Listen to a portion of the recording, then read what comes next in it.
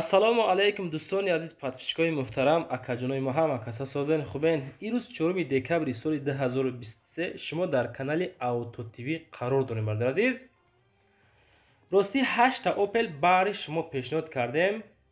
Ака маркаҳошон ҳар хеланд: Astra, Vectra, Vectra B, Zafira, дигаро. Як дона тангенчаи фасон баъри шумо дар навори имрӯза. Барои реклама имо WhatsApp, خانه و زمین کوارتیر و تکنیک و باشد چیزی که دارین رویش نه رکلامش همه بچکو. فقط پابراتسکی ای همه شما خواهشی برادرانه مهنتو برا قدر کنین، امی لایک به پولا بزنین، کچس برا بلند کنین. کسانی که میمون هستین خوش آمدین شما ناکجانو پادپیسات کنین، دانشی نوارا تماشا کنین برادران. در کامنتر حتما قید کنین از کدام مارکای ماشین شما در معقولای نویسین. مقصد ما خودم پیشون میکنیم برای شما هم ماشین در نواری بعدنا رکلامش میکنم، شما تماشا میکنیم. بچه اعلان از سر میکنیم. یکم ماشین فروشی، مقصد تنگین قبول کردین، تنگین فروشی.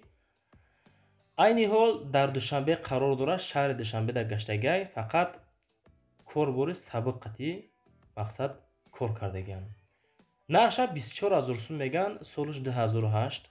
رقمای TCL دستیه، رقمای 900 واتساپای میتونه از نام کانالی دلیر افیسال Auto TV گپ زنین. انشالله سکیتکای گارانتی میکنم بچو. پروسه اکدا سوم نکره تنگین پان قانون قاعده کردگان. گاز بنزین کار میکنه، موتور یک کاروکاش مکانیک یک ساله داکیومنت داره. ماشین شهرای خلاصه 100%، بالونای پیش 100%، قفاش 50%. کراسکاش توزه درن بریم پان قانون قاعده کردگان. معلوماتی مفصلش میتونین توسط رقم‌های واتساپ یا که دستی بگیریم بچو. لایکاتون رو بزنین، خواهش همه شما نوارا تماشا کنین. میگذاریم بعد دیگه ماشین فروشی Opel Astra F باری شما اکجانو پیشنهاد کردیم که سالش 1996. اما تریتور اسپیتامنت در قرار دارد. رقم‌های 550 میتونین زنگ زنین 24 ساعت مراجعه کنین بچو. نرخش 35000 سوم میگم با معامله داره. سوزش بنزین گاز در کوزوی خیچیبک، کراسکاش به حد توزه بچو. این ماشین پروسه ما برای شما پیشنهاد کردم. ابیا موتورش یک شاشی مکانیکا. ماشین سختی بعد زورای میگه. سروش نفروشه 35000 سومونی میفروشه میشه. وارنتی علیشیرا نمیدونم، اگه نگفتن خودتون با زنگ بزنید بسیم بچو. رقماشون زنگ زنید اوید این ماشین معلوماتش بگیرین.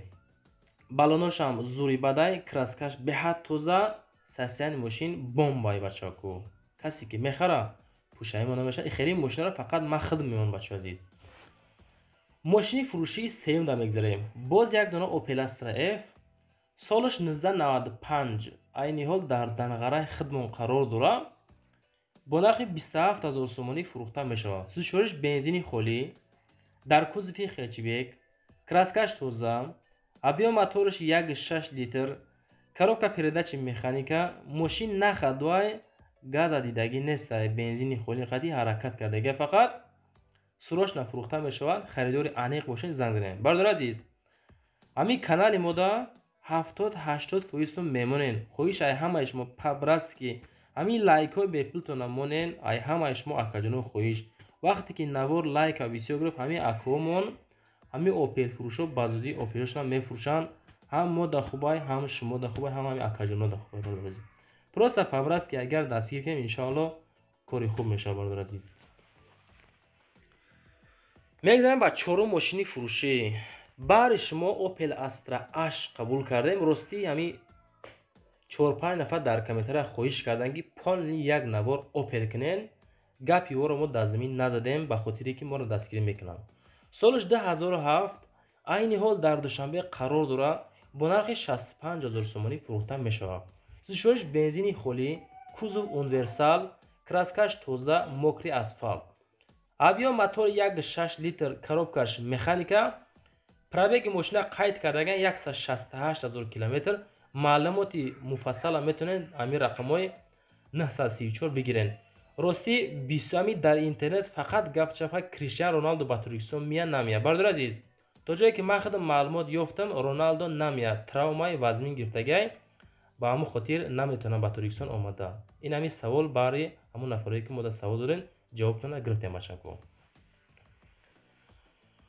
ماشین فروشی پنجم نمیگذارم برادر عزیز. یک دانه اوپل وکترا A یافتیم برای شما که سالش 1995.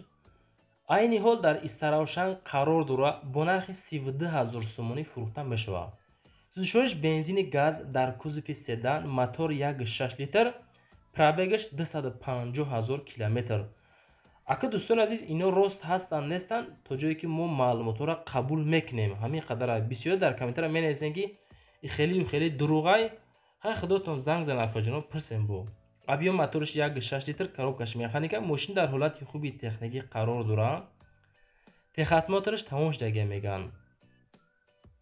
خب موتور کالسوات کردن در کار دیگر همه جاش خوبه. خداوی سوز خریدار انیق زنگ زنین بهوده زنگ مونزن ناراحت نکنین با نرخ 12000 سومونی فروخته میشه برادر عزیز. این همه معلومات برای شما.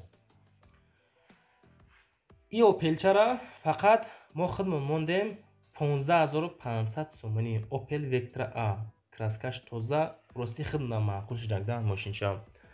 این حال در خوجان قرار داره. سوزش بنزین گاز در کوزوف سدان ابیو موتور 1.6 لیتر коробка передачи механика. ماشین زدگی نیست. پلی ماشین زورای خداوی سطویز چشکهاش ورید ندارد. سالنش هم نغز. خب کم بیش کاری مالیار ندارد. سودو در نزد ماشین در ناحیه خب مسچاه میگن قرار دارد. جا خوجا نیستگن. سروشنا سوندا کره مته میگن. همین معلوم برادر عزیز. خوش ای همه شما یک بار دیگه کجانو 80% میمون هستین. خوش آمدین. همین لایکاتون رو بزنین پبرس که دودارتون دستگیر کنین. ما برای شما تمام مهنت هم میکنیم کجانو. ماشین نوبتی اوپل زفیر دوستان از قبول کردیم که سالش 10000م. اما طرفای جبور رسولوف میرن ماشین در اونجا میومنشه 55000 سوم میگن سالش 10000 میگن. سوزشش بنزین گاز در کوزوف اونیورسال ابیو موتور 1.8 коробка передачи механика. ماشین پالنی بمب 100% без проблема 55 تا میگه معامله هم میکنیم. سالش 10000 اوپل زفیرا 4 بالونش 80-90% کراسکش توزه موتور коробка ходовой زوری بدای درون ماشین توزه کای. کسی که میخره همین رقمای 929 در زنگ میزنین با معامله میکنین انشاءالله. خب زبان رو یک کنین اگر که راضی شدن 55 تا یا که 53 52 تا دم ممکن بتاتون بچه ها. خیلی با خودتون گپ زنیم بینین شد. ماشین نوبتی اوپل وکترا 3 دوستان عزیز. چخیلی که شما خواهش کردین ما موندیم. سالش 2002 قرار داره در خوجند بستانی فروخته میشه با نرخ 35000 سومونی. سوزشش بنزین خالی در کوزوف سدان. برادر عزیز همین نوارای ما شما در معقول هستی نیستی؟ پس در کامنتر نویسید. اگر که معقول باشه 3 تا 5 نویسین ما خودمون میفهمیم که هستی نفره که ما را کانکریت دستگیری میکنه و کانکریت تماشا میکنه. ما را کوزوف سدان موتور 1.8 لیتر коробка передачи механика فوران فروخته میشود. ماشین با نرخ 35000 سومونی. سیدنیاش توزه بعد کراسکش زوری بدای ماشین خودش چوتکای بچاکو. خوجا میرن سالش 2002 اوپل وکترا 3 برای همون نفرایی که خب مقصد هوسمند با اوپل وکترا 3 هستین مرحمت کنین برین بگیرینش. ماشین نوبتی دوستان عزیز اوپل وکترا 3 باز یک دونه ایگه که نرخش 20000 سومونه اوقا قیمت هم نیسته. سالش 1994 میگن. سوزش بنزین گاز در کوزوف سدان ابیو موتور 1.8 коробкаш механика. راستی ما بسیار وقت اشکا میکنیم بچه. مقصد اوقا ماشین شناس نیستیم که مثال ایروی وید بفهمیم. بعضی وقت اشکا میشه مثال اوپل وکترا 3 را میگیم خیلی بخشای همش ما. ابیو موتور 1.8 коробкаш механика. ماشین در حالت میانه قرار دارد. گاز بنزین هر دش کار میکنه. یک ماه دیگه داکمنت دارد. سودا در پیش ماشینای فقط آدمایی که کانکریت نخریدن زنگ زنین. نواری ما بچه ها باقی میرسه. ای همه شما یه برگه خواهش همین لایک را نمونده باشین. لایک را بزنین. ایما واتساپ پدید کنین. ای همه تو روزی مرد تا نواری بعد نه خدا تهیت کنین. السلام علیکم.